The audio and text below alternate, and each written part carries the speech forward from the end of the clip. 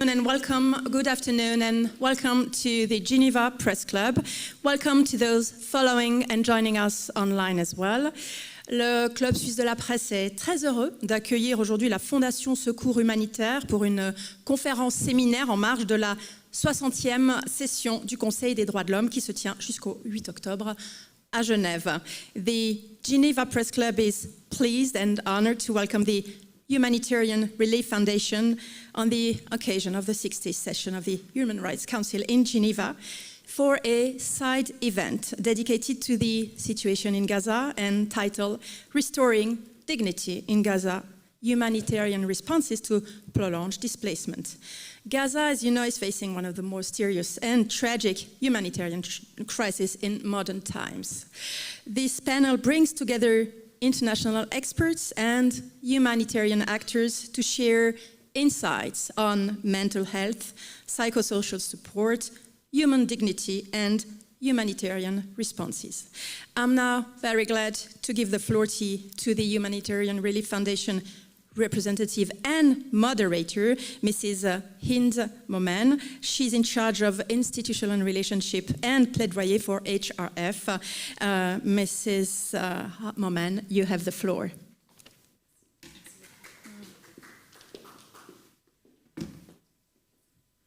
Merci Madame Falconier. Bonjour à toutes et à tous. Nous remercions très chaleureusement le Club Suisse de la Presse pour son accueil et son professionnalisme, en particulier Monsieur Claire. Merci pour votre temps et votre énergie dans l'organisation de cet événement. Un immense merci également à nos intervenants qui sont des personnalités très occupées et qui ont accepté de nous donner de leur précieux temps afin de partager leurs réflexions et leur expérience avec nous aujourd'hui, ici, dans la Genève internationale. Now, I will switch to English so that everyone can follow. Today's side event is organized under the theme Restoring Dignity in Gaza. The aim is to rethink humanitarian action in order to put people at the center and restore their dignity, while highlighting the realities on the ground and strengthening advocacy for humanitarian intervention in Gaza. This is precisely what we will be exploring today with our eminent panelists.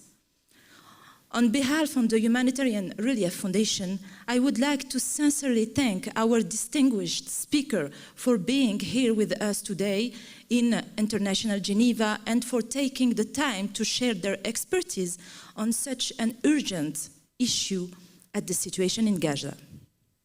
We are honored to welcome Madame Soha Alami, Director of the Palestine Office of the Humanitarian Relief Foundation. It is a great pleasure to introduce Ms. Chris Gunness, former Chief Spokesman of UNRWA and Director of the Myanmar Accountability Project. And we are very pleased to have with us Ms. Sam Ross, Acting Director of UNRWA Affairs in Gaza. We are also honored to welcome Ms. Mahmoud Hemmo, Global Mental Health Expert, Research Associate at University of Zurich, psychoanalyst and clinical psychologist. And we are delighted to introduce Mr. Omar Rasheed, psychologist, mental health and psychosocial cooperation advisor at the International Committee of the Red Cross. Merci à vous. We now begin with Ms. Soha Alami, Director of Foundation Secours Humanitaire Office in Palestine, based in Ramallah. She is a Palestinian from Gaza. We are truly honored to have her with us in Geneva today, despite the many challenges of her journey, crossing checkpoints from Ramallah to Jordan, and then traveling for Amman. She has made it to be with us. This is a powerful testimony of her dedication. Soha leads our work directly on the ground in daily contact with the population in Palestine, ensuring that our humanitarian action is not only meaningful but deeply connected to the people we serve. Her presence here is a reminder of the courage and commitment required to carry out this mission under such difficult circumstances. She will deliver her presentation in Arabic. I will translate into French. And our speaker have already received the right and English version. And as you know, in Geneva, most participants are comfortable with both French and English. So we are grateful for this multilingual exchange. Ms. Alami, you have the floor. الحضور الكريم، يشرفني أن أكون معكم اليوم لتمثيل مؤسستنا مؤسسة الإغاثة الإنسانية التي تأسست عام 2009 في جنيف كمؤسسة سويسرية غير ربحية تعمل في المجال الإنساني والتنموي مع تركيز خاص على فلسطين. Mesdames et messieurs, chers participants, j'ai l'honneur d'être parmi vous aujourd'hui pour représenter notre organisation, la Fondation Secours Humanitaire, créée en 2009 à Genève, en tant qu'organisation suisse à but non lucratif, œuvrant dans le domaine humanitaire et du développement avec un accent particulier sur la Palestine. ومن خلال مكتبنا التمثيلي في رام الله وفرعنا في غزة نتابع تنفيذ برامج متعددة تشمل دعم الأيتام والطلبة، تعزيز التعليم والصحة، التنمية الاقتصادية والاستجابات الطارئة في الأزمات. وقبل أن أواصل اسمحوا لي أن أشارككم مقطعا قصيرا يعكس بعض أعمالنا على الأرض. À travers notre bureau de représentation à Ramallah et notre antenne à Gaza, nous mettons en œuvre divers programmes, notamment le soutien aux orphelins et aux étudiants, la promotion de l'éducation et de la santé, le développement économique et les réponses d'urgence lors des crises. Avant de poursuivre, permettez-moi de partager avec vous un court extrait vidéo qui illustre une partie de notre travail sur le terrain.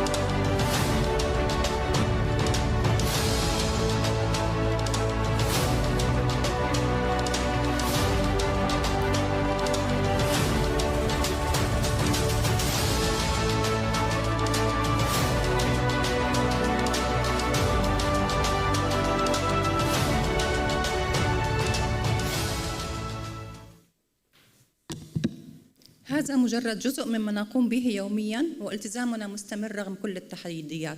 أشكركم على حسن استماعكم وسأعود لاحقاً لإشارتكم تفاصيل مشروعنا الجديد للاستجابة الطارئة في غزة. Donc, ceci n'est qu'un aperçu de ce que nous accomplissons chaque jour. Notre engagement reste constant malgré tous les défis. Je vous remercie de votre attention et je reviendrai plus tard pour vous présenter les détails de notre nouveau projet de réponse d'urgence à Gaza. So, thank you very much, Ms. Alami, for the presentation and for the video showing the daily humanitarian efforts made by our foundation in Palestine. I now have the great honor of welcoming Mr. Chris Gunness, former chief spokesperson for UNRWA and director of the Myanmar Accountability Project. For many years, Mr. Gunness has been one of the leading figures drawing international attention to the humanitarian crisis in Gaza and the need for accountability and justice. Mr. Gunness, thank you again. The floor is yours.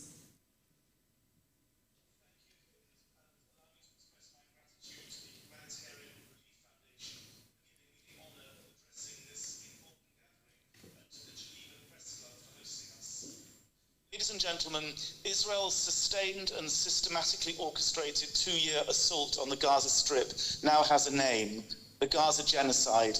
The UN's Independent International Commission of Inquiry was unequivocal in its report published last week.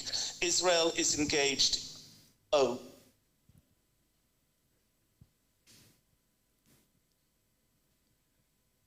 Can you hear me? Yes. Oh, sorry, I thought you couldn't hear me. Israel is engaged in genocide against the Palestinian people. From now on, the name of the world's newest genocide, the Gaza genocide, must be hammered into the discourse, boldly used, unapologetically, and without fear, never forgotten. To do otherwise is genocide denial, an insult, a disrespect to the memory of the tens of thousands of Gazans who have been killed in what we now have a solid legal basis for calling the Gaza genocide. The Commission reached its landmark conclusion by investigating 4 of the 5 genocidal acts defined by the 1948 Genocide Convention. It gathered 16,000 pieces of evidence covering the period 7th of October 2023 to 31 July 2025. Israel was determined to have engaged in all 4 of these genocidal acts as a matter of state policy. On the first of these, killing members of the group, the Commission presented evidence that over 60,000 people were killed, of whom over 18,000 were children and nearly 10,000 were women. As of May 2025, Israeli intelligence officials listed 8,900 militants from Hamas and Palestinian Islamic Jihad as dead or probably dead. Given that by this date 53,000 Palestinians had been killed, Israel was making a public admission that 83% of its victims were civilians. Journalists have been deliberately targeted in Israel's ongoing attempt to hide from the world the truth of its genocide. As for those striving to mitigate the humanitarian impact of Israel's genocide, Gaza has become the deadliest place in the world for aid workers. 554 have been killed, including 373 UN staff, mainly UNRWA, and 167 NGO workers.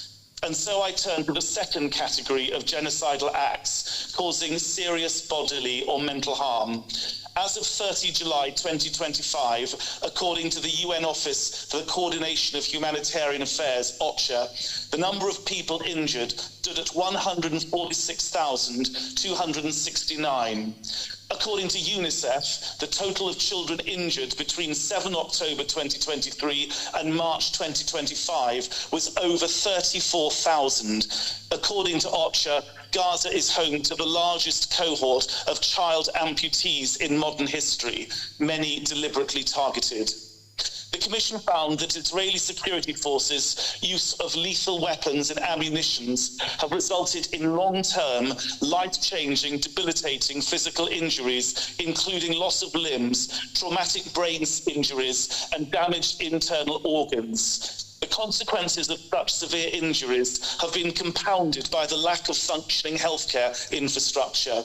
There have been frequent reports of limbs being amputated without anaesthetics and women giving birth by caesarean section unanaesthetized. According to the Commission, 1.9 million people were displaced from October 2023 to 25 June 2025, most on average at least 6 times, some as many as 19 times. In July 2024, UNICEF stated that almost half of Gaza's 1.2 million children need mental health support.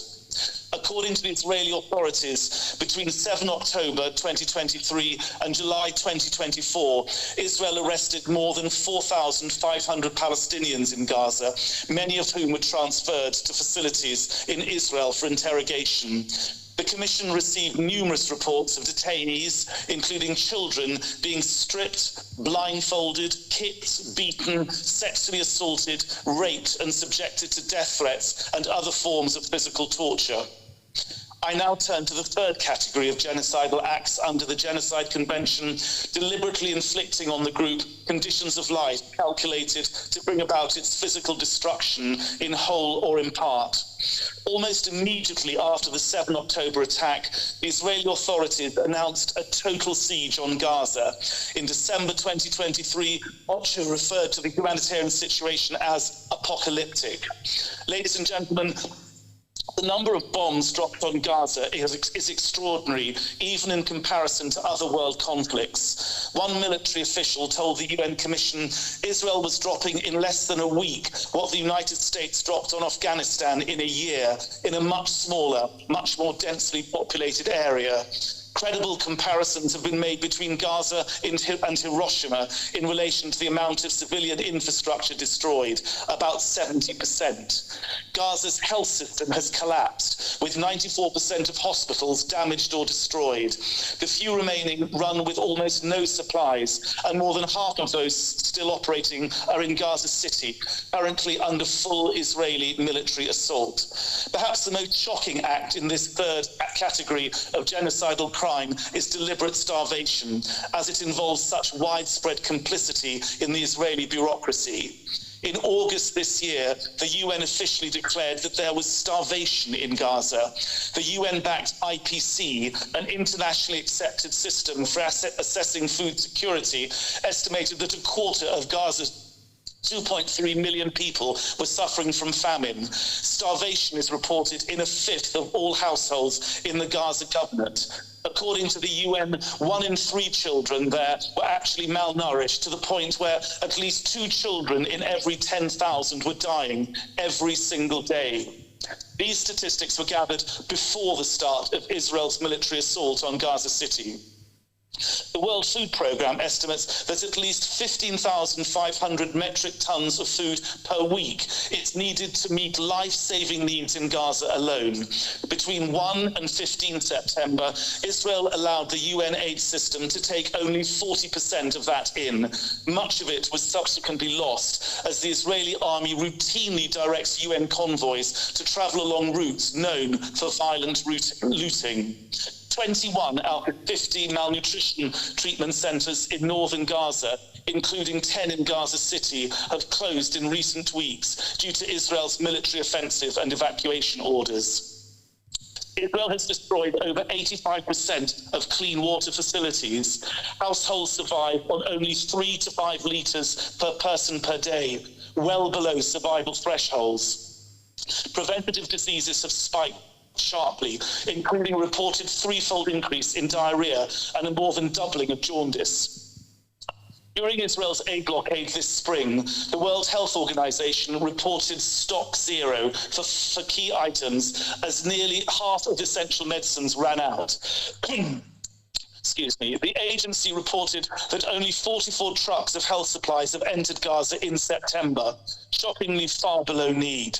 And given the conditions on the ground and restrictions on the movement of people, There is a serious risk that more than 15,000 patients requiring emergency medical evacuation will be denied, with no capacity in Gaza to treat them. An estimated 70,000 litres per day of fuel are needed to keep hospitals, water systems, bakeries and cold chains functioning. Since the famine declaration, Israel has permitted only 41% of that requirement to enter Gaza, forcing constant triage by humanitarians and repeated shutdowns of life-saving services. As Gaza starves, just meters away, parked outside the starvation zone, on the other side of the fence, which Israel built around Gaza, are thousands of trucks full of food. Not far away are the restaurants and supermarkets of southern Israel. UNRWA estimates that there is enough food parked outside Gaza to feed the entire population for 3 months. Israel refuses to let them in. Instead, the Israelis continue to claim that the Gaza Humanitarian Foundation has staved off starvation, a claim that is demonstrably false. A recent GHF whistleblower described their food distribution centres and the areas around them as death traps, where over 1,000 starving civilians have been deliberately targeted and killed. And so I turn to the final category of genocidal crimes investigated by the UN Commission, imposing measures intended to prevent births within the group. Attacks on healthcare facilities, including those offering sexual and reproductive healthcare services, have affected about 545,000 women and girls in Gaza who are of reproductive age. Direct attacks against the main maternity wards in Shifa Hospital and Nasser Medical Complex in Khan Yunis rendered them inoperative for long periods of time. Facilities specifically designated as sexual and reproductive healthcare centres have been directly targeted or forced to cease operations. Shockingly, the UN Commission reported on the attack on Gaza's largest fertility centre, the Al-Basma Clinic in Gaza City, in December 2023. Around 4,000 embryos and 1,000 sperm samples and unfertilized eggs were destroyed. The Commission established that the Israeli security forces, in a deliberately targeted attack, launched a shell tank that directly hit the clinic and caused the explosion of 5 liquid nitrogen tanks, destroying all the reproductive material that was stored there for the future conception of thousands of Palestinians. Ladies and gentlemen, moving on to Israel's genocidal intent, the Commission established this beyond all reasonable doubt. Many senior Israeli officials are quoted by the Commission, including the President, the Prime Minister, and the Defense Minister at the time of the October 2023 attack, boasting of their intentions to destroy the Palestinians in whole or in part. They incited genocide proudly and on the record, and numerous Israeli soldiers dutifully obeyed, triumphantly posting on social media as they destroyed whole apartment blocks, looted Palestinian homes, and gleefully violated international humanitarian law. The Israeli media spread the poison of dehumanization, enabling, indeed popularizing genocide if opinion polls are to be believed. But the recently published comments by Israel's finance minister, Bezalel Smotrich, have revealed something even more disturbing: the commercialization of genocide.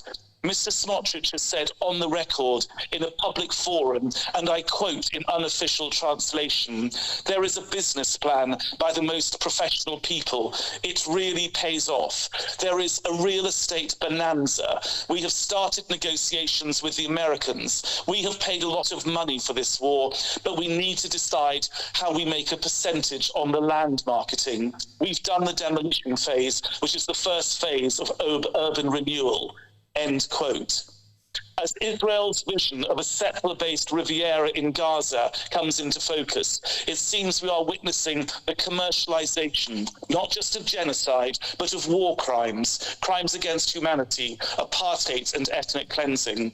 And with Israel's publicly stated intention of massively expanding illegal Jewish settlements and taking complete control of the West Bank, including East Jerusalem, we may be seeing the commercialization of illegal annexation.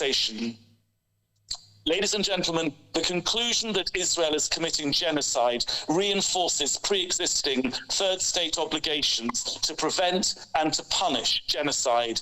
As the UN Commission concluded, and I quote, "The prohibition of genocide is a peremptory norm of international law, a legal obligation that is accepted and recognized by the international community of states, from which no derogation is permitted." In other words, all states represented at the Human Rights Council, and indeed all UN member states, have an obligation to prevent, but also to punish genocide wherever and whenever it occurs or may occur. The only question is how. Turkey has led by example, imposing an arms and trade embargo on Israel. Others are set to follow. Sanctions must also be imposed in support of the ICJ and the General Assembly's overwhelming demand that Israel end its illegal presence in Palestine, the deadline for which passed just last weekend. And if Mr. Netanyahu and his former defense minister, Yoav Gallant, arrive in the territory of any of the 123 member states of the International Criminal Court or overfly their airspace, they must be arrested and handed over to The Hague in accordance with the ICC arrest warrants and in accordance with treaty obligations. The coordinated recognition of Palestine at the UN General Assembly by such states as Britain, France and Canada will mean nothing unless it is backed by accountability. To be clear, there is now a double imperative, a twin justification to impose sanctions on Israel. Firstly, to end the Israeli occupation of Palestine, and secondly, to prevent and punish genocide.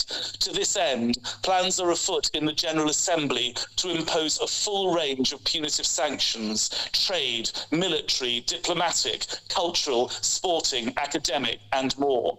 This is not a choice for member states, it is a legal obligation.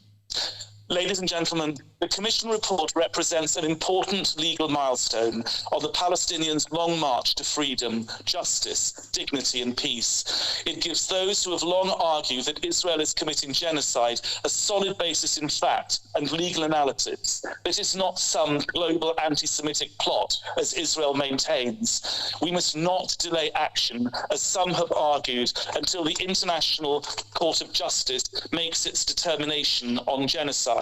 That could take years, and meanwhile it ignores the obligation to prevent genocide, let alone punish it. The greatest cruelties in the annals of man's inhumanity to man are given names: the Warsaw Ghetto, the Tiananmen Square Massacre, to name but two. And though uniquely different, we now have the Gaza genocide. It is now an undeniable touchstone in the global discourse.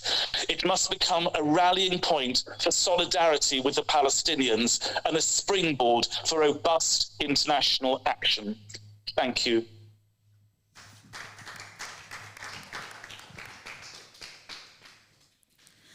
Thank you so much, Mr. Gunness, for your eloquent speech, referring to the report of the United Nations Commission of Inquiry and the 4 acts defined in the Genocide Convention.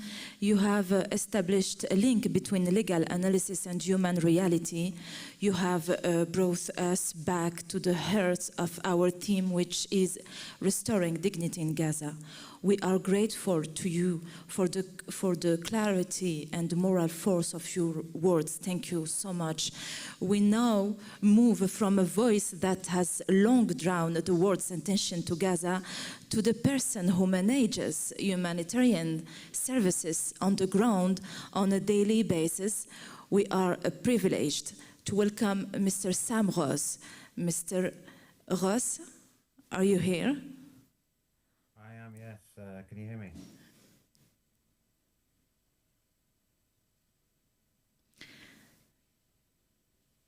Hi, can you hear me? Yes, we hear you. Mr. Ross, thank you for your presence. In your role as acting director of UNRWA Affairs in Gaza, you have seen firsthand the evolution of this unprecedented humanitarian crisis. How would you define today what it means to restore dignity for the people of Gaza, and what concrete humanitarian approaches has UNRWA developed or adapted to maintain this fundamental human dignity, even the most extreme condition? Thank you, Hind. And firstly, just to say it's a real pleasure to be with you today, the colleagues in the press club, but also the esteemed other colleagues who are on the panel. And would, before answering your questions, just pay tribute to the work that they do and all humanitarians and frontline workers inside of Gaza, including civil defense, medics, journalists, human rights workers as well, and people on the outside, such as Chris and others who continue to draw attention to the plight of the Palestinians, the plight of Palestinians in particular in Gaza, grounding their kind of analysis in the legality of the issues, but also the wider context in which all of this is happening. And I think it's important for this discussion because those on the outside, those on the inside who are working on this, they do it in an effort to reduce the suffering, to draw attention, but also to maintain dignity of the population, the civilian population of Gaza, who are going through the most indescribable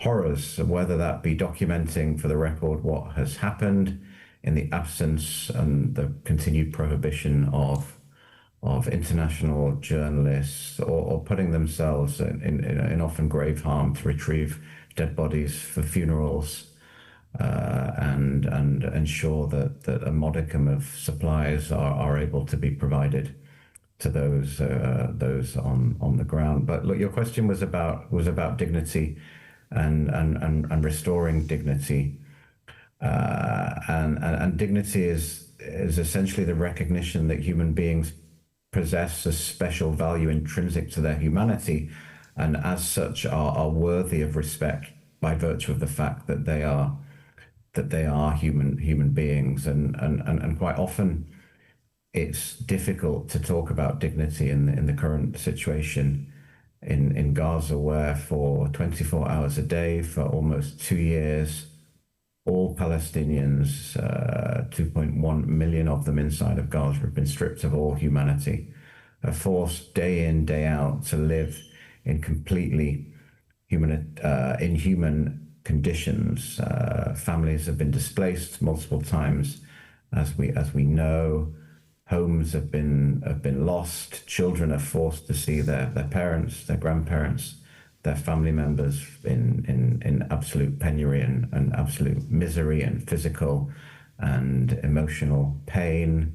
Parents themselves are unable in any way often to provide for their children in the most basic of ways, which is essentially, keeping them alive and providing for their safety.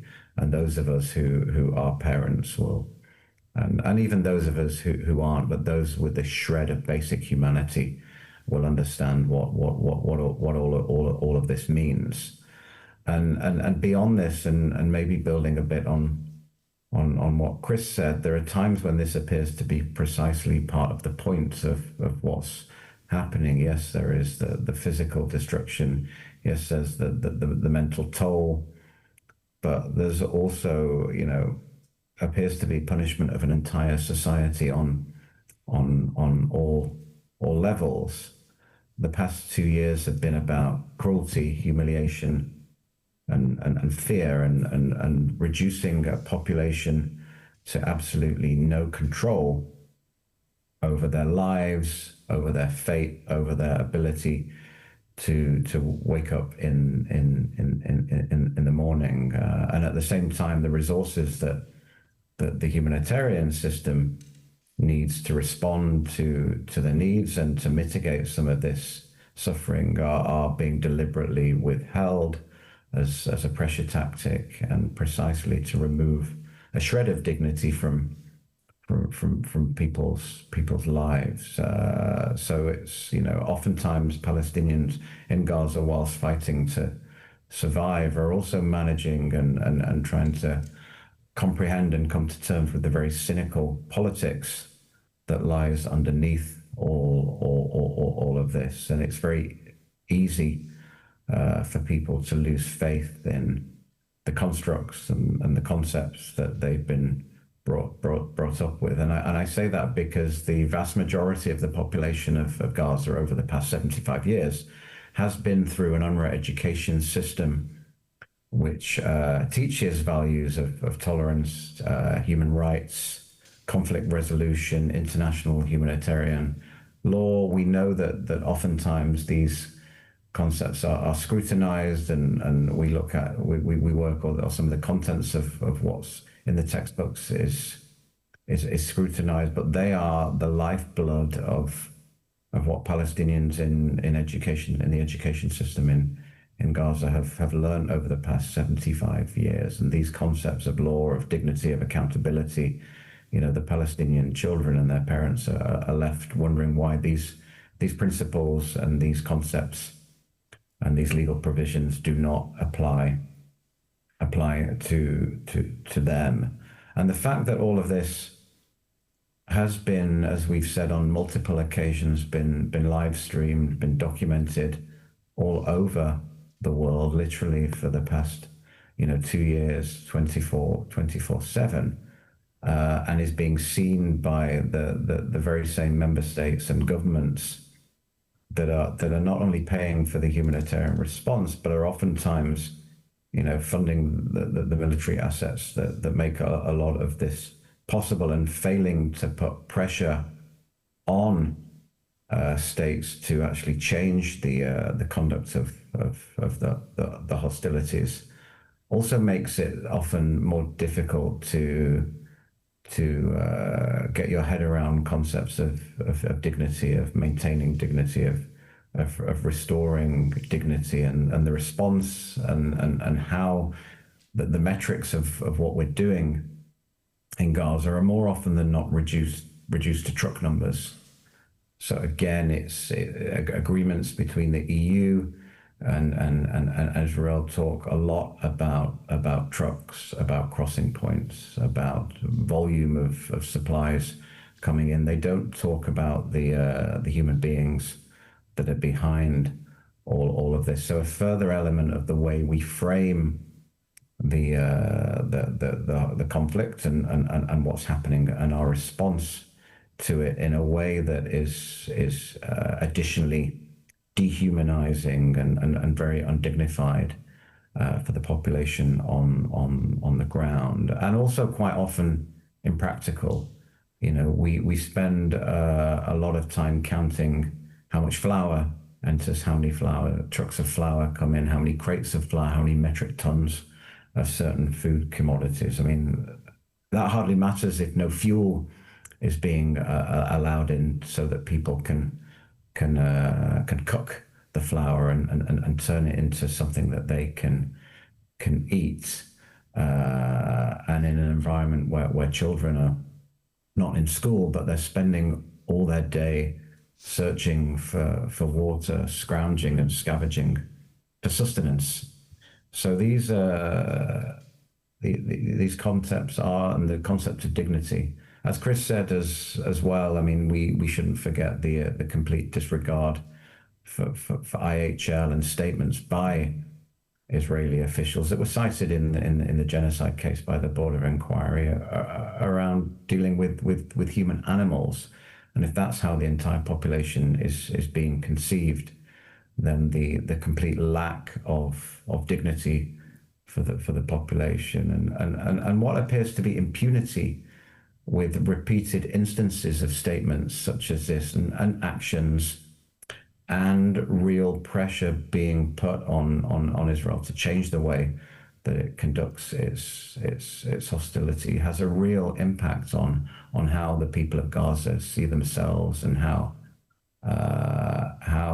the member states who for so long have been relied on for providing assistance and development support inside of Gaza. So we're dealing with this very kind of perverse and environment where this momentum, which appears oftentimes precisely designed to undermine the dignity of the population, strip them of all humanity. It has created an evil and very cruel momentum of its own that it seems now difficult to pull back from. But this is the environment in which UNRWA is operating. This is an environment in which all humanitarian organizations and public service providers inside of Gaza, and I include in that the municipalities and the hospitals, etc., they are the ones who are continuing to deliver despite this hell. So I do believe within that there is something around how we provide those services, how we respond, how we treat the population, and I'll come back to that in a minute and say a bit more specifically about what UNRWA is doing. But I think in all of this, it's important to remember that the efforts to dehumanize the Palestinians, and here we're talking about the Palestinians in Gaza, didn't begin on the 7th of October 2023. This is a population that has survived for decades on the whims of a security establishment that has controlled the access and movement of all goods and all people for several decades. And again, your prospects for survival in terms of getting to university, in terms of getting the hospitalization treatment, the cancer care, etc., that you need to stay alive and provide for your family have long been restricted and long been beyond the controls of the individuals who are seeking this support. And that's created a strange situation in Gaza where you have very high levels of human capital in terms of literacy, in terms of educational performance, in terms of health outcomes and healthcare, but a population that's, even before the 7th of October was dependent largely on humanitarian assistance, that suffered from the highest levels of unemployment anywhere in the world. So, and it's within that environment that Palestinians were continuing to live and try and do everything that they could do to live with dignity, but were facing very extreme conditions and lots of constraints. And look, turning to UNRWA and what UNRWA does and what UNRWA can do, despite the Knesset legislation that came into effect at the end of this January 2025, which mean that I'm not talking to you from Gaza today, but from outside, because my own presence is prohibited, as is that of my international colleagues. Our national staff continue to work. We have 12,000 Palestinian staff working for UNRWA that continue to deliver services every single day. These are doctors, these are sanitation laborers, they're distribution workers, they're teachers, they're managing shelters.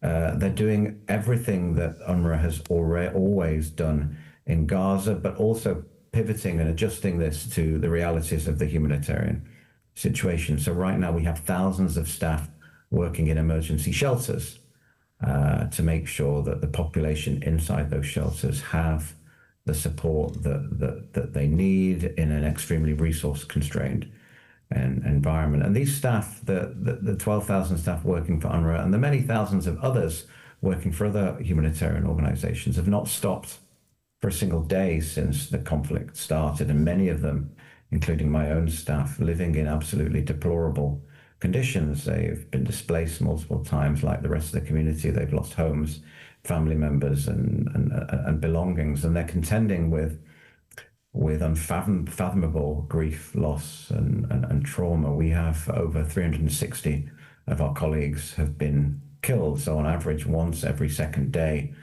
a staff member or somebody working for UNRWA has been killed. So the largest loss ever suffered by the United Nations anywhere, and specific to initially just to UNRWA staff, but I think now part of a broader construct is ongoing and often quite vicious political attacks against UNRWA, but against the humanitarian response in general, questioning its morals, integrities, integrity, effectiveness, etc. And by virtue of that, in a very lawless environment and a very militarized and weaponized environment, placing individuals at risk in terms of their ability to do their jobs. But despite this, they continue to serve and continue to support their communities and do so, because of the strong systems, because of the strong structures that we've put in place, and we've put in place over the past 75 years, but also by treating the population as human beings, with real people with needs and with rights, and who deserve to be listened to and deserve to be supported. And that's critical, I think, for maintaining, if not restoring, a sense of dignity. And as I already said, they often do this at great risk to themselves. Just before joining this call, and this was why I was slightly late, I was on a call with colleagues who remain inside Gaza City. UNRWA has 3,000 staff still inside of Gaza City. We now have tanks within 200 meters of our field office compound. We have had to suspend medical care at a number of health points and locations over the past few days, but we still have thousands of staff who are committed to staying for as long as they are able to stay, to continue providing services to the population that needs them. And that's critical for that connection, for the accountability that we have in terms of discharging our mandate, but also for ensuring that the population that are there can be treated with some kind of dignity. And we don't just deliver the services in the same way every day. We're constantly adjusting how we deliver those services and what kind of services we're providing based on the needs of the population, but based on also their movement. 300,000 people have fled Gaza City in the past 6 weeks. So as well as adjusting what we're doing inside of Gaza City, we're also reopening services in Khan Yunis, in the middle area of Gaza as well, so that people have services as close as possible to where they are, given the dramatic levels of physical and mental disability and injury that people are facing and are confronted with right now. It's critical that we and that the overall humanitarian system in Gaza is able to do that. And we do this because we're guided by very clear humanitarian principles which inform everything that we do. And they place humanity, they place the individuals, the affected individuals, right at the center of the response. And once you put the people at the center of the response, and that can inform everything else that you do. And of course, this is in stark contrast to what we're seeing with the Gaza Humanitarian Foundation, which has been presented as an effective alternative to a UN-led system which isn't delivering, and as I think Chris said, isn't delivering because of the deliberate constraints that are placed upon it that undermine its ability to function. So just to give a couple of examples, the UNRWA, we have over 100 distribution points that we've been using across the Gaza Strip. The entire humanitarian system has somewhere in the region of, or had somewhere in the region of 400 distribution points and service points across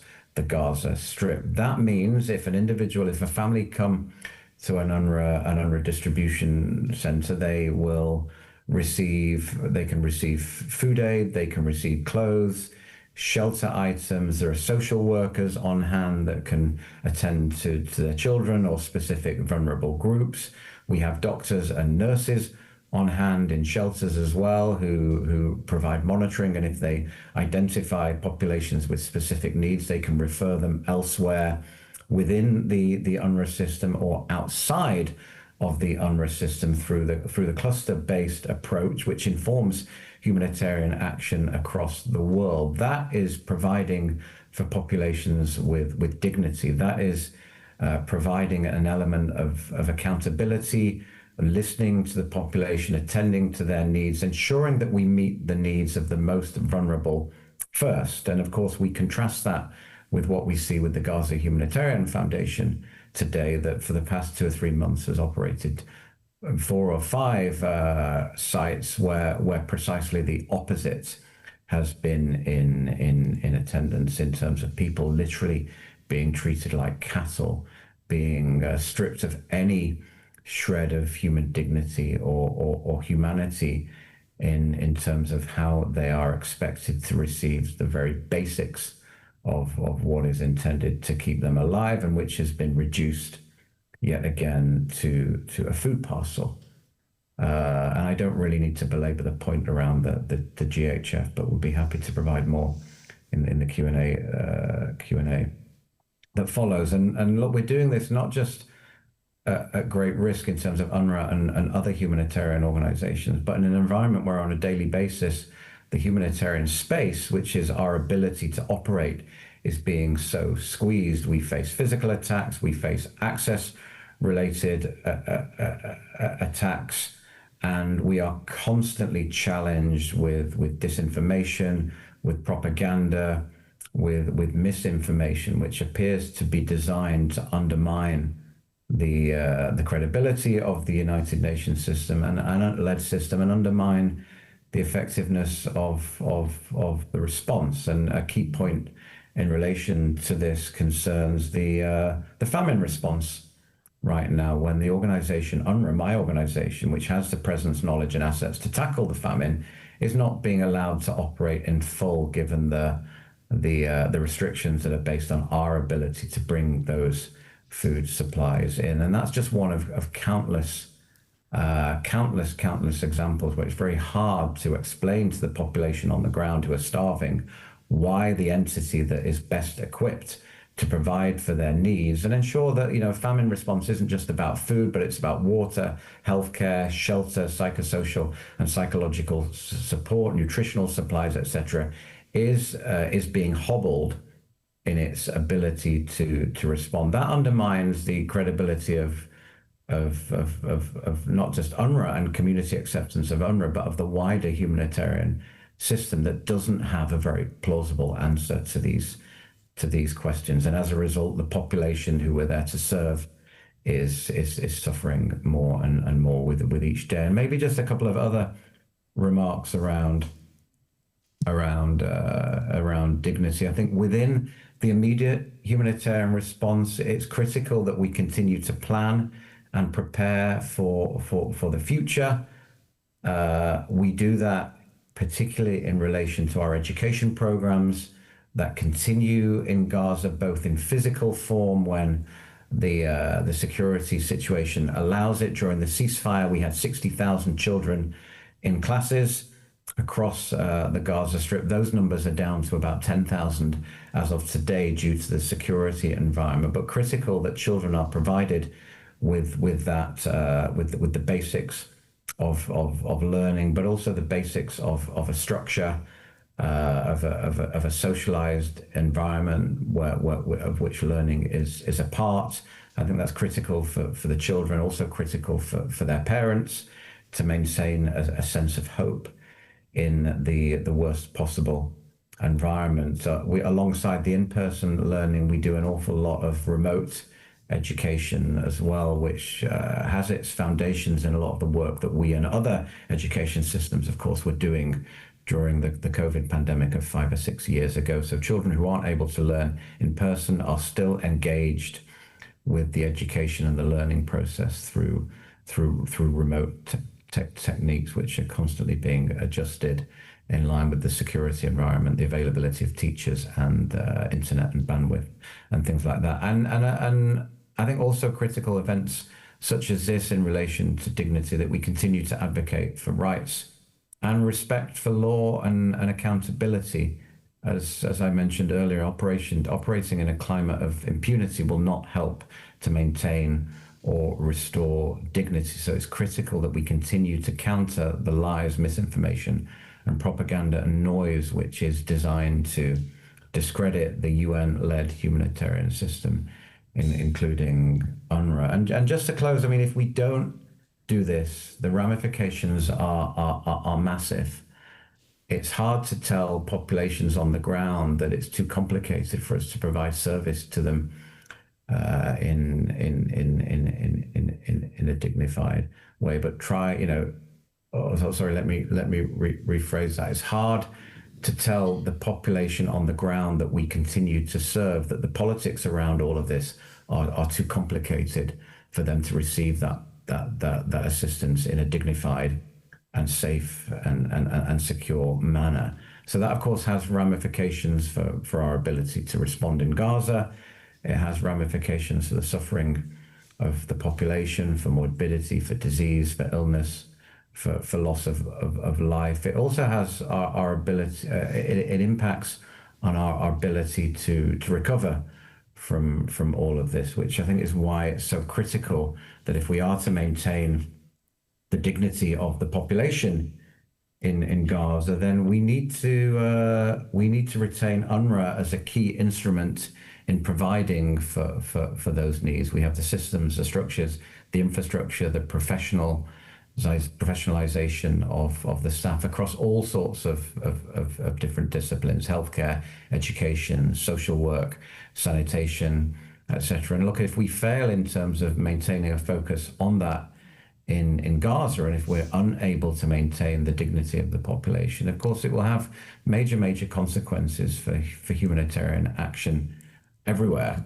humanitarian action across the world. And I think that's particularly relevant when speaking to a group in Geneva, the home and the heart of humanitarian action worldwide.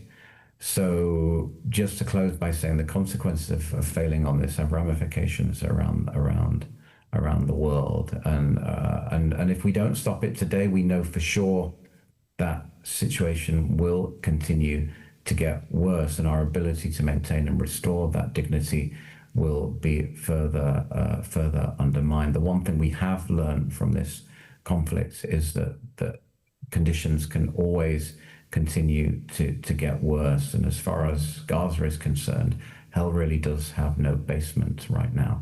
Thank you. And with that, I'll hand back to you. Thank you very much. Thank you. Thank you.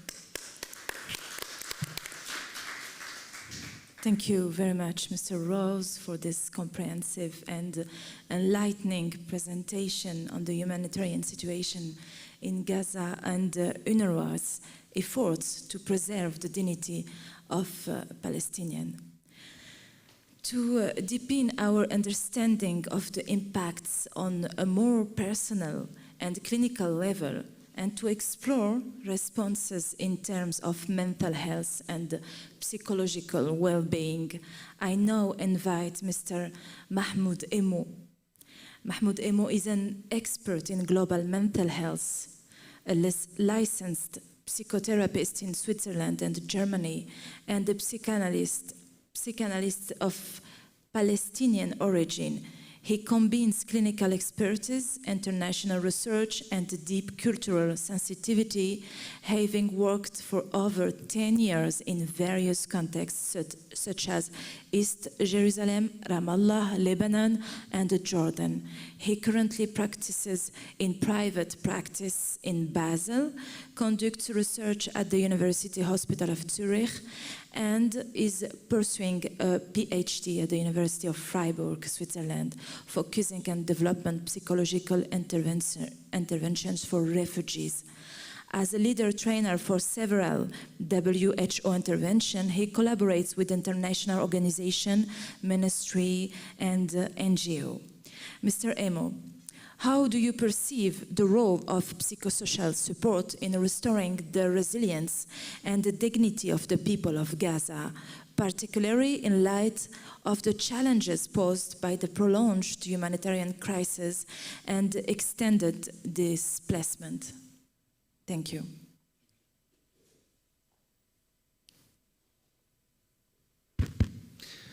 First, before I would like to answer the question, I want to express my gratefulness for the invitation to this, very important forum, and I also thank the audience here, all those who are behind the screens via Zoom, for their commitment to the Palestinian people, as it stays important to speak about the unspeakable, to think about solutions in an unthinkable dystopia that is happening in the Gaza Strip in Palestine.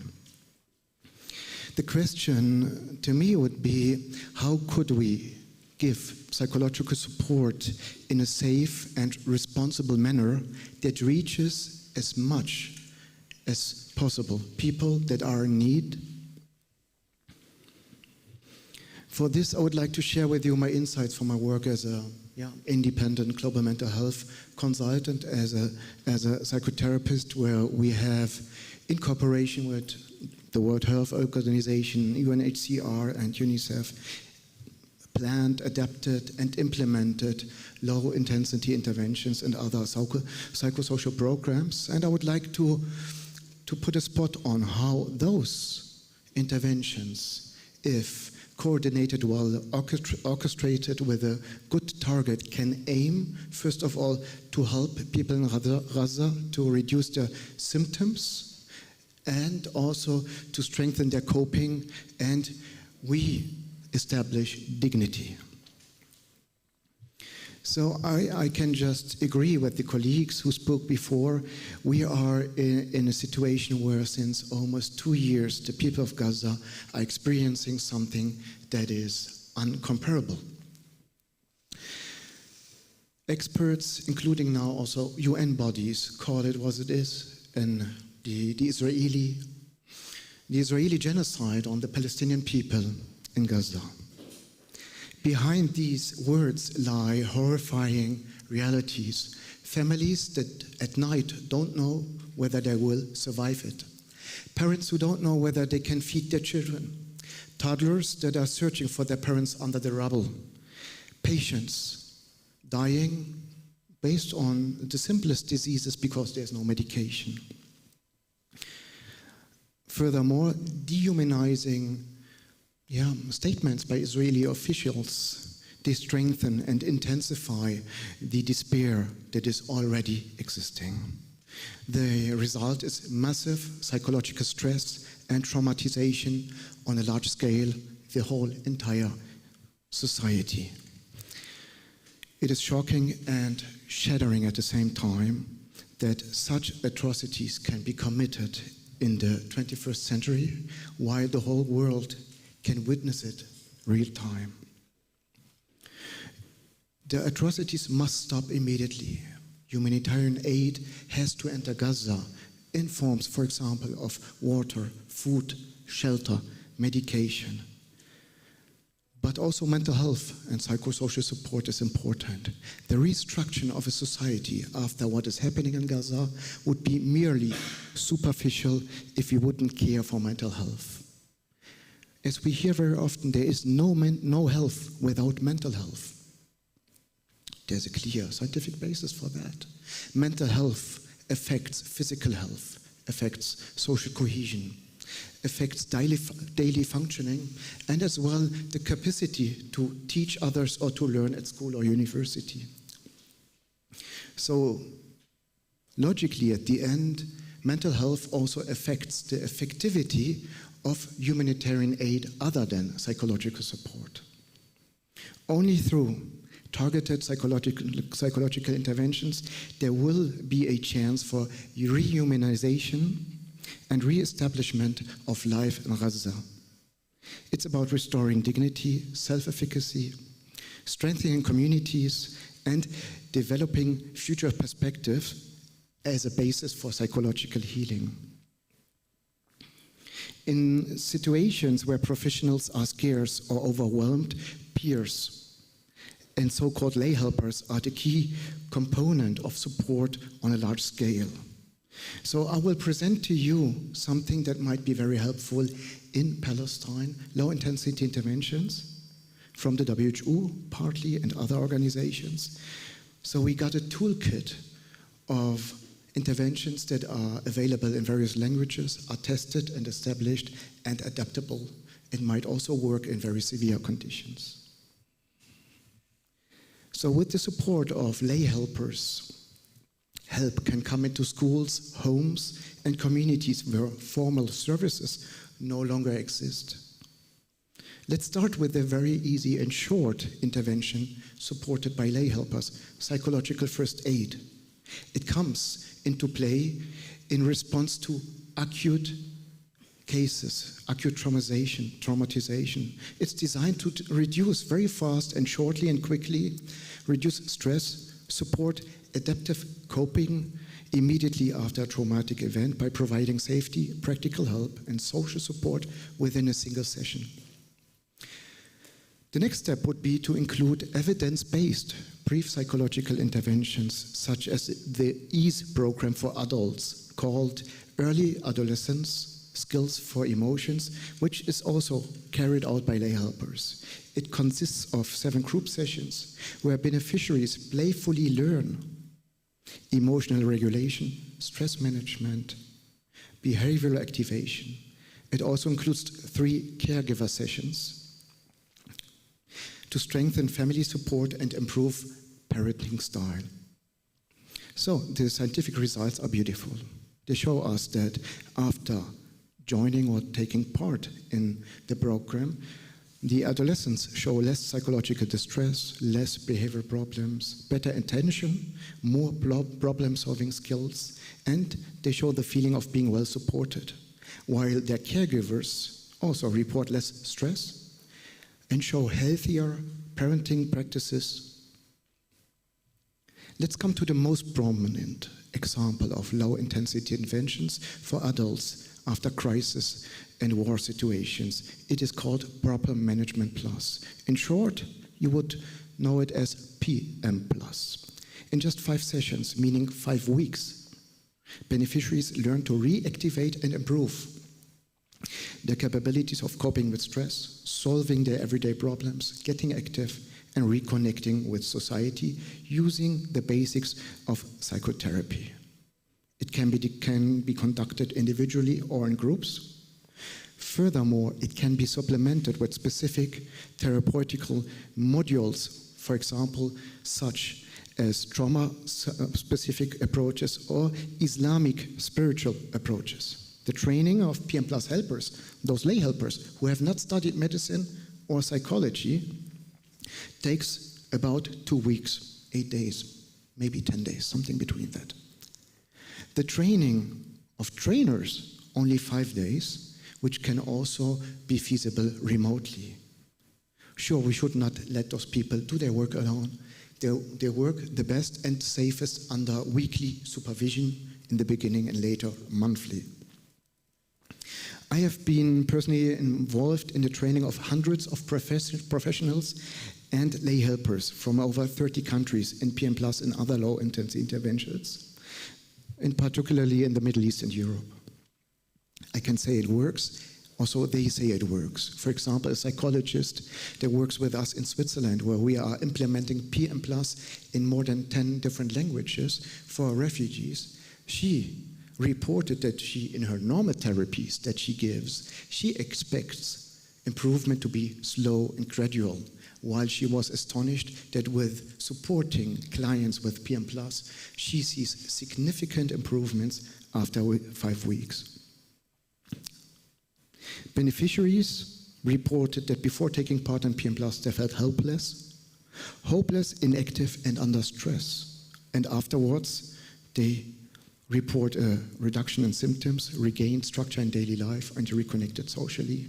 This is also confirmed by the numerous scientific studies conducted worldwide on PM Plus. These were so far interventions or examples of interventions with the support or delivered by lay helpers for scaling up psychological support. But let me be clear, pure reach alone is not enough. Psychological support, mental health support must be safe, must have quality standards so that the crucial and the first principle of humanitarian aid, which is do no harm, is met. This is where an innovative competency assessment tool called EQUIP come into place. Ensuring quality in psychological and mental health care is the full name of it. In short, EQUIP, which is a tool that is translated in several languages, established and published. And with it, through systematic observations of helpers and clients' role plays, with the standardized assessment of quality measures and quality items, and with the communicated feedback, competency-based feedback, the helpers' competencies are ensured, security is met, and training is becoming more effective with low extra costs.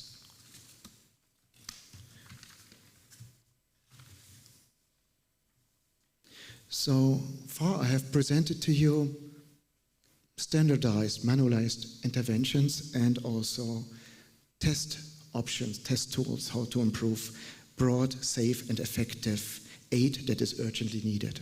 Still, conventional approaches such as cognitive behavior therapy, narrative exposure therapy, expressive arts therapy, among others, are equally important. People don't need only crisis intervention and crisis support, but also strategies and support for long-term coping to restore dignity.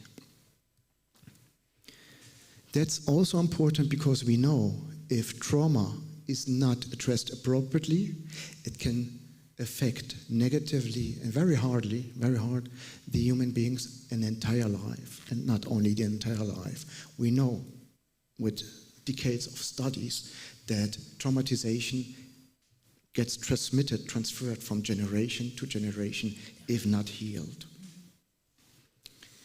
A stepped care approach is recommended, meaning starting with low-intensity interventions and referring those people who need something more specialized, more intensive, to specialized programs and professionals. Lessons from other genocides show that psychosocial support and psychotherapy alone are not enough. Long-term healing requires collective efforts, community-based approaches, including cultural practices such as spirituality, justice, and reparations. And let me be very clear, in the face of a genocide, this is a shared global responsibility for all of us. The Israeli genocide on the Palestinian people must end immediately. Help the Palestinians to survive so that the process of healing can begin. Therefore, we should consider the use of scalable interventions delivered by trained lay helpers under the supervision of professionals.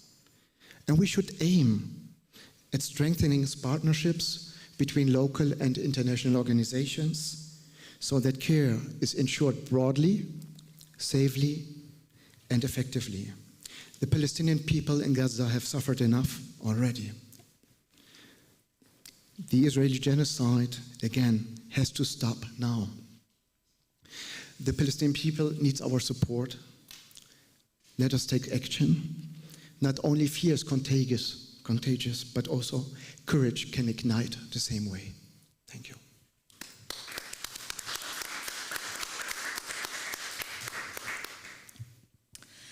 Thank you so much, Mr. Hemmo, for your insightful presentation. The tools you introduced are crucial for providing scalable and effective psychosocial support in a crisis situation like Gaza. You also rightly emphasized that psychological support alone is not enough. Durable healing must include collective approaches that incorporate culture, spirituality, justice, and reparations. This holistic perspective is essential for truly restoring dignity and resilience. Now, it's my pleasure to introduce Dr. Omar Rasheed, a psychologist and mental health psychosocial support advisor at the International Committee of the Red Cross. Dr. Rasheed brings extensive field experience in implementing and supervising mental health and psychosocial care in emergency context, including Gaza. Dr. Rasheed, given the considerable scale of needs in Gaza and the collapse of traditional support system, how is the ICRC adapting its mental health and psychosocial support intervention in order to effectively reach vulnerable groups and restore dignity, autonomy, and hope within affected communities? The floor is yours. Thank you so much. It's my pleasure to be here. And apologies for my voice, I'm still a bit recovering. Yeah. If you allow me, I would like to first highlight a bit of what has recently been published in Mental Health Atlas by WHO. The figure is quite scary. It says over 1 billion people at the moment suffers from mental health condition, and that's quite a new figure. And that figure is a global figure. Now, in the conflict-affected area, where the population goes through extreme violence, the mental health needs, it's double. So it's twice as likely those people will suffer from mental health condition. And that means 1 in 5 to 22.1% of the population might need mental health support. Now, when we talk about Gaza particularly, I think it's crucial to highlight the fact that it doesn't matter how much humanitarian response or mental health intervention alone will not be enough. What is needed is a political solution to end this extreme violence that is happening. I think that's important to be highlighted before I narrow down on mental health, because that alone will not be enough.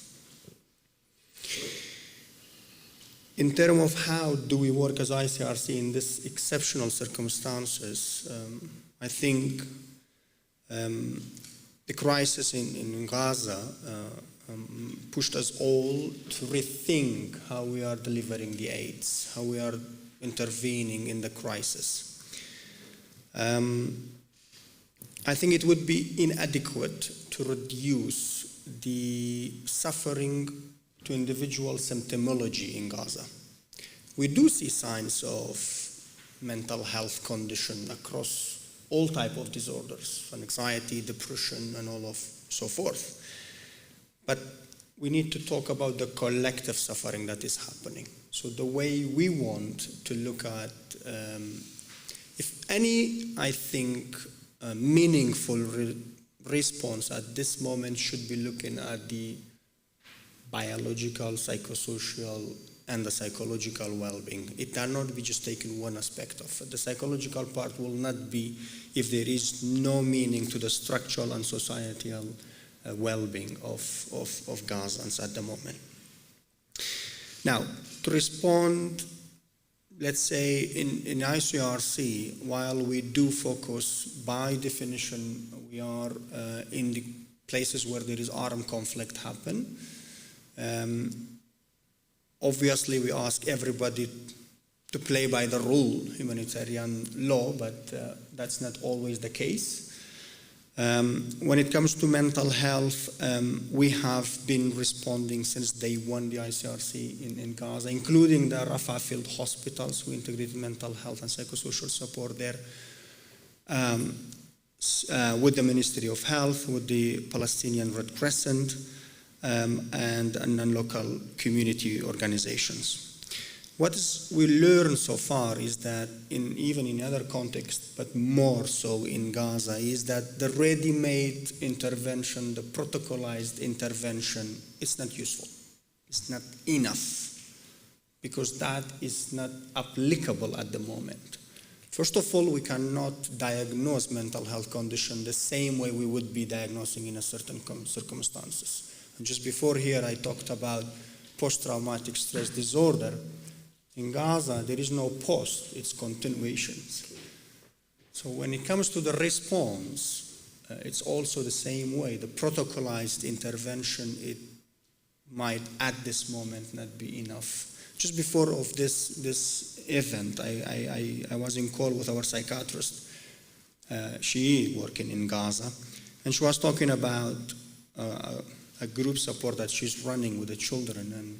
And one question she asked the children, what gives you hope while being here? And I think the children kind of laughed at the questions, because they said, at 6 years old, looking for water and a food, I don't think it's looking at what is the hope and the future looks like for them.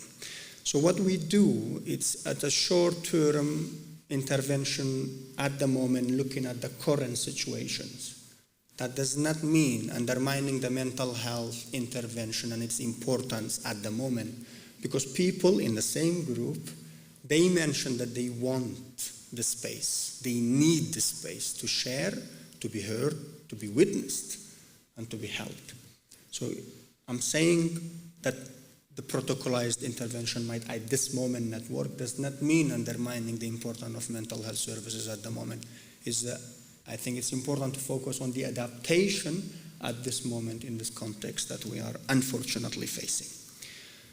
In the benefit of the time, because I know we are late, what I would like to say is that in ICRC, we also look at the other population vulnerable that usually it's not included in the response, whether it's a weapon-wounded, whether it's a person with disability, families of missing persons, usually it's left behind, or detainees. So those are mainly also the focus. I think it's important for ICRC. We think those inclusion of those vulnerable population and the groups are central to restoring the dignity.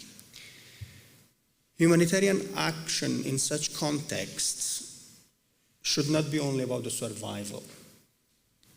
I think it's also should be about restoring the agency, the identity of the people, but also the hope. I know it's difficult to achieve, but that's the ultimate goal. And we should not back down from that, even if it's difficult at the moment. And with that, thank you so much.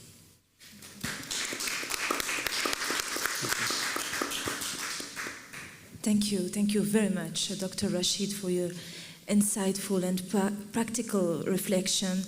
You have reminded us how crucial it is to place dignity, autonomy, and hope at the very heart of humanitarian intervention, particularly by adapting to each local context and including the most vulnerable groups. It is important to remember that mental health needs in crisis situation often remain invisible and unspoken, even though they are just as serious and devastating as any physical injury. Addressing this need is essential to enabling true recovery and restoring dignity in Gaza. Now, I am delighted to welcome back to Ms. Soha Alami, Director of the Humanitarian Relief Foundation office in Palestine, who will present the comprehensive humanitarian project our foundation aims to launch in Gaza.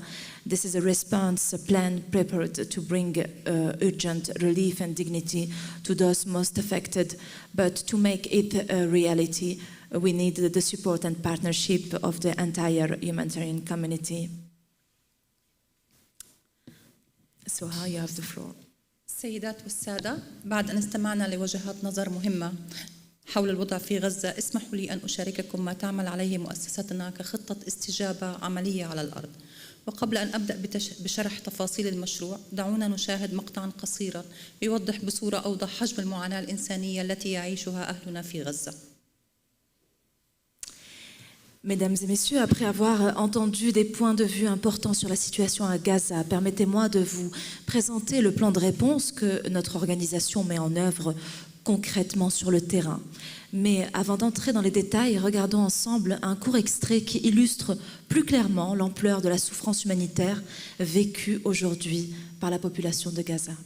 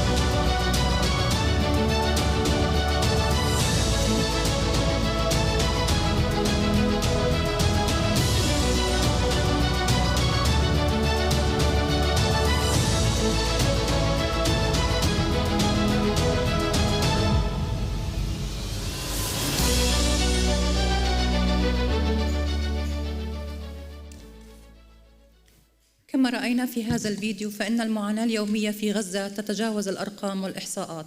على مدار العامين الماضيين يعيش القطاع أزمة إنسانية كارثية نتيجة الحرب المستمرة وتجديد الحصار. هذه الأزمة تسببت في نزوح أكثر من 1.5 مليون إنسان، اضطر الكثير منهم للعيش في خيام مؤقتة وسط ظروف بالغة القسوة واللا إنسانية. Comme nous l'avons vu dans cette vidéo, la souffrance quotidienne à Gaza dépasse largement les chiffres et les statistiques. Depuis 2 ans, la bande de Gaza traverse une crise humanitaire catastrophique, conséquence de la guerre continue et du renforcement du blocus. Cette crise a provoqué le déplacement de près d'1,5 million de personnes, dont beaucoup vivent aujourd'hui dans des tentes précaires et dans des conditions extrêmement dures et inhumaines. اليوم حرم معظم السكان النازحين من أبسط مقومات الحياة، مياه نظيفة وصرف صحي، رعاية صحية أساسية، غذاء كافي وحتى الحق في التعليم. La majorité des personnes déplacées ont été privées des besoins les plus fondamentaux, de l'eau potable et de l'assainissement, des soins de santé de base, d'une alimentation suffisante et même du droit à l'éducation. البنية التحتية دمرت بشكل منهجي تارك الناس بلا وسائل لتلبية احتياجاتهم. النازحون يعيشون في خيام مكتظة غير آمنة بلا خصوصية أو حماية. الأمراض تنتشر بسبب غياب المياه النظيفة. الجرحى وأصحاب الأمراض المزمنة بلا علاج. الأسر تعيش على مساعدات محدودة وغير منتظمة. والأطفال بشكل خاص يواجهون صدمات نفسية متكررة بسبب الفقدان والعنف والنزوح. هذه الأزمة أدت إلى تفاقم الفقر وسوء التغذية وانتشار الأمراض التي يمكن الوقاية منها، مما يهدد حياة الآلاف بشكل مباشر، وبدون تدخل إنساني عاجل ستتواصل الأوضاع في التدهور، مسببة مزيدا من المعاناة وتقويض كرامة وبقاء المدنيين في غزة. Les infrastructures essentielles ont été systématiquement détruites, laissant les communautés sans moyens de répondre à leurs besoins élémentaires. Les familles vivent dans des abris surpeuplés et non sécurisés, sans intimité ni protection. Les maladies se propagent faute d'eau propre. Les blessés et les personnes atteintes de maladies chroniques restent sans traitement. Beaucoup de familles survivent grâce à une aide limitée et irrégulière.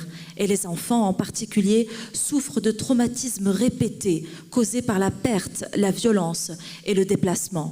Cette crise prolongée a entraîné une aggravation alarmante de la pauvreté, de la malnutrition et de maladies évitables, mettant des millions de vies en danger immédiat. Sans une intervention humanitaire urgente, la situation continuera de se détériorer, causant davantage de souffrance et compromettant la dignité et la survie des civils à Gaza. استجابة لهذه الكارثة أطلقت مؤسسة الإغاثة الإنسانية مشروعاً متكاملاً لمدة عام واحد يستهدف 500 عائلة نازحة أي ما يقارب 3000 فرد من خلال إنشاء مخيم إنساني مؤقت مجهز مياه وصرف صحي وإنارة بالطاقة الشمسية، يتضمن نقطة طبية أولوية للرعاية الطارئة إلى جانب مساحات زراعية صغيرة لدعم التمكين الاقتصادي والاكتفاء الجزئي، توفير الغذاء ومواد النظافة الأساسية بشكل شهري، تقديم دعم نفسي واجتماعي عبر وحدات متنقلة ومساحات صديقة للأطفال، توزيع خزانات مياه بسعة 1000 لتر لكل عائلة لضمان وصول مياه نظيفة للاستخدام المنزلي. En réponse à cette catastrophe, la Fondation Secours Humanitaire à Genève a lancé un projet intégré d'une durée d'1 an, ciblant 500 familles déplacées, soit environ 3000 personnes, à travers la création d'un camp humanitaire temporaire équipé en eau, assainissement et éclairage solaire, incluant un point médical de soins d'urgence, ainsi que de petites parcelles agricoles pour favoriser l'autonomisation économique et l'autosuffisance partielle. La fourniture mensuelle de nourriture et de produits d'hygiène de base, un soutien psychosocial via des unités mobiles et des espaces adaptés aux enfants, la distribution de réservoirs d'eau de 1000 litres pour chaque famille afin de garantir un accès à une eau propre pour l'usage domestique. هدفنا من هذا المشروع ليس فقط التخفيف من المعاناة الفورية بل أيضا استعادة الكرامة الإنسانية وتعزيز القدرة على الصمود. ختاما ندعوكم جميعا لدعم هذه الجهود وللعمل معنا من أجل ضمان حماية المدنيين وتقديم المساعدة الإنسانية بما يتناسب مع حجم الكارثة في غزة. شكرا. Donc notre objectif à travers ce projet n'est pas seulement d'atténuer la souffrance immédiate, mais aussi de restaurer la dignité humaine et de renforcer la résilience. En conclusion, nous vous invitons toutes et tous à soutenir ces efforts et à travailler avec nous pour assurer la protection des civils et fournir une aide humanitaire proportionnée à l'ampleur de la catastrophe à Gaza. Nous vous remercions. Thank you.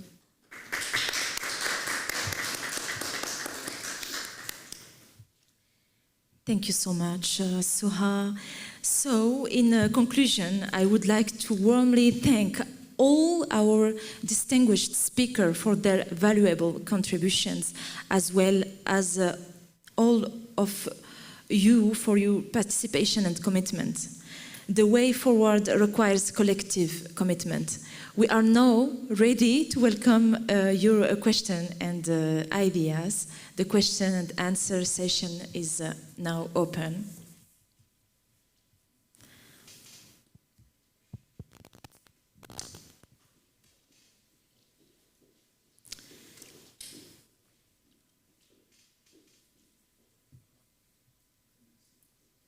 Thank you very much for your information.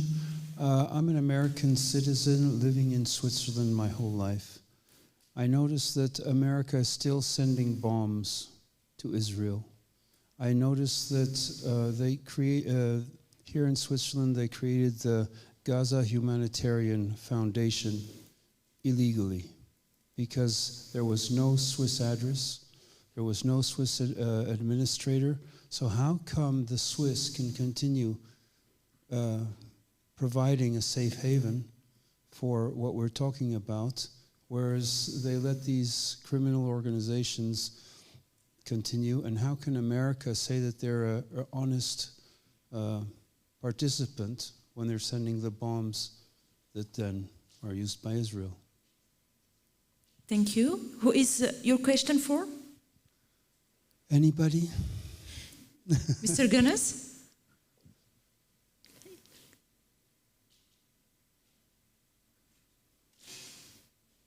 Hi, sorry about that. Could you, I didn't hear all the question. I heard it was from an American citizen asking about the GHF and American support. But would you mind repeating the question, please? Okay, I'll try and do it again. So basically, I'm an American citizen that's been living his whole life in Switzerland.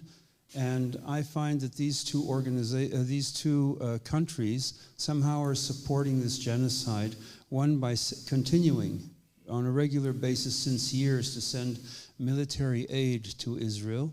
And the second one is that the Gaza Humanitarian Forum was created in Switzerland under federal auspices because it's a foundation with completely illegal thing, no Swiss address, no Swiss administrator or no administrator living in Switzerland. One wonders, what is this? It's a complete heresy, the whole thing. Now, I was also one of the founders of something called United Palestinian Appeal back in New York. It took us 8 years to register, whereas creating a C5013 organization in New York takes 4 hours. So I've been with this whole thing since the late 70s. On your question about American support, you probably are aware as an American citizen that 3.8 billion tax dollars, including, I presume, your tax dollars, goes to Israel every year. And there is no question in the minds of many that raises some serious questions about American complicity, not just in the genocide, but also in the annexation of the West Bank. So I would go further in saying it's not just a question of military and economic support. I think it's also a question of diplomatic support. So you saw just a few nights ago, the American delegate at the United Nations was the only delegation to veto a resolution calling for a ceasefire. So I agree with the supposition of your question, which is that there are real question marks over America's support for the genocide. And I would hope that moving forward, those things, that very thing will be investigated. As far as the GHF is concerned, I'm afraid I'm not familiar with Swiss domestic law. Suffice to say that I presume that there are government bodies which regulate charitable or humanitarian, or I don't know how they describe themselves, organizations. And I presume that your question would be better addressed to the government regulator whose job it is to oversee the operations of such organizations as the Gaza Humanitarian Foundation. Thank you so much, Mr. Gunness. We have a question online from Madame Adou, I think for Mr. Rose. How can we support the work of UNRWA? What is needed? Is it money, psychological, medical aid? Mr. Rose? Yeah, thank you for the question. I mean, I'd say three things, actually, in response. I mean, one is a more general thing about the situation in Gaza now and the urgency with which it needs to come to an end overall. Secondly, I think there is a continued need for political advocacy and for efforts to counter the ongoing misinformation about the situation in Gaza and about UNRWA's ability to operate. And as I said during my intervention, that the scale of what UNRWA does in Gaza is unique.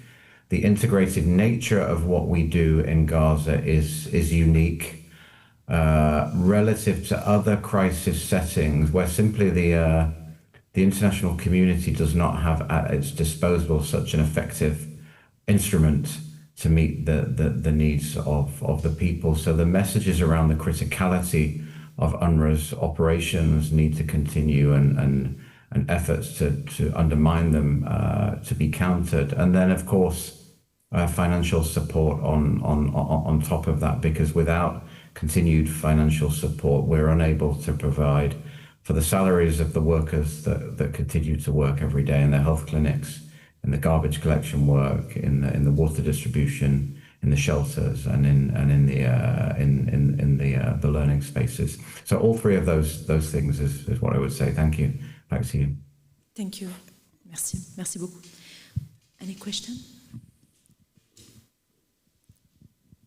Good afternoon. Thank you for this very insightful indeed presentation to get to know a bit more what is happening. So my question relates similar to what was posed before is when you talk to people going to work in countries like Gaza or DRC, people wanting to panic. So how can we get people to still, come on board and say, yes, there is opportunity, there is space for projects to be developed in the communities and to get the lives of the people on board? And is this feasible? Is it possible? And what are the projects? What are the priorities that you would highlight? Because we have enough people at the same time who believe in it. So we want to know a bit more. How do you set the landscape of security versus priority and the humanitarian, environment in which people will have to operate? Thank you. Thank you. Someone to answer this question? I can generally just say one thing for any intervention in the context we work is based on the needs on the ground. I think it's important that we don't go with a prepared meal from our head that this is need in the community, rather than going asking the community what they need, and based on that we develop the responses. I think that's the first fundamental. The second fundamental, I think, is that whatever is the approach is co-developed with the affected communities. Now, who would like to work in this context? We have to be realistic here. It's not everybody. First of all, it's a belief that you believe in this message. You believe in this mission. And if you have that, and if you have resources to access these places, you could do that. And I think it's our job to ensure that people have access to these messages. It's our job to ensure that people know about these opportunities. It's our job to do advocacy for people to contribute to this kind of missions. And this is part of it. I think it will raise the awareness among the general population to join this. That's my brief answer to this. Thank you. Any other question? Thank you, Doctor. Hello. My question is for Mr. Rose. What forms of independent monitoring or transparency could UNRWA consider to reinforce trust in its works while ensuring that children's education remains protected from political disputes? Thank you. Mr. Rose? Yeah, thank you for the question. I mean, like any humanitarian organization operating anywhere in the world, we undertake independent monitoring and evaluation of everything that we do. Those look, these works look primarily at the programmatic outcomes and whether the projects have delivered what they were intended to deliver. On top of that, UNRWA has very robust mechanisms in place to oversee and monitor the integrity and the neutrality of its operations, and including the staff that deliver those services. And indeed, in the wake of allegations made by Israel in early 2024, actually, that came to light the same day as the first ICJ ruling, an independent investigation or assessment was conducted by a former French Foreign Minister, Colonna, and she herself concluded that the agency has in place the most robust and mature mechanisms of any comparable organization to ensure the integrity of its operations. We're always committed to doing more, and on the back of that assessment, we have undertaken to strengthen our mechanisms for overseeing what we do and for ensuring the conduct, the appropriate conduct of our staff, and monitoring their actions and ensuring that standards are upheld. We are a UN organization, of course, and we can only function properly in this area with the support from the member states and the host authorities, and until October the 7th, the government of Israel, in raising with us any concerns that they have. So I think it's critical to say that the member states, who themselves possess security services, possess intelligence services, have a critical role to play if UNRWA's required to uphold the neutrality and the integrity of its operations. Thank you very much. Hind, do you mind if I just add one thing, please? Yeah. And that is, of course. As Sam quite rightly said, the Colonna report made clear that UNRWA has more robust systems for implementing neutrality frameworks than any other UN agency. But she also went further, and she made it clear that Israel, having very loudly and across the international media accused UNRWA workers of taking part in the 7th of October 2023 attacks. And although Israel and its front organizations, and there are many organizations which claim to be advocating for human rights and for free speech and educational textbooks and all sorts of things, but we know that many of those are actually front organizations for the state of Israel. If any of those had any information about UNRWA being guilty, some said that 10% of UNRWA staff were infiltrated by, Hamas had infiltrated, there were 10% of the staff. If any of that had been remotely true, it was not given over to the Colonna report. And, when I was at UNRWA, I always used to say, when there are credible allegations, UNRWA will always investigate and take disciplinary action up to and including dismissal. And the fact that none of these organizations, not the State of Israel, nor any of its proxy front organizations, produced any evidence to the Colonna report, for me, is proof positive that credible evidence did not exist. Now, in spite of the fact that Colonna said that no evidence was produced by Israel, various organizations have continued to pump out this fake news. It's the kind of drip, drip, drip of fake news, which eventually seeps into the discourse. But my point is, and I called it at the time, the mother of all lies. As far as I was concerned, if Israel had evidence that there were 12 UNRWA workers who were involved in the attacks, then it would have been everywhere. It wasn't. Israel produced absolutely no evidence whatsoever. Neither did it then, neither has it since. And if any of its organizations really had any of that incriminating evidence, it would have provided not just to the Kelowna investigation, but also to the internal UN investigation, which again found no conclusive evidence that UNRWA staff were involved, or these wild, crazy claims that 10% of UNRWA staff are members of Hamas. Thank you.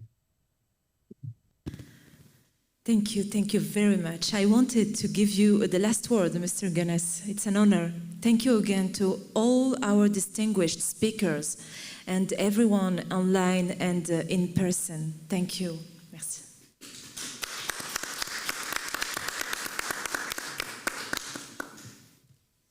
Would you like me to end with a few words? What? Oh. Thank you. Can you repeat, Mr. Gunness? I don't hear. Entendu. Merci. It was a pleasure to meet you. Unfortunately, we have to run to our train. Can I give it there?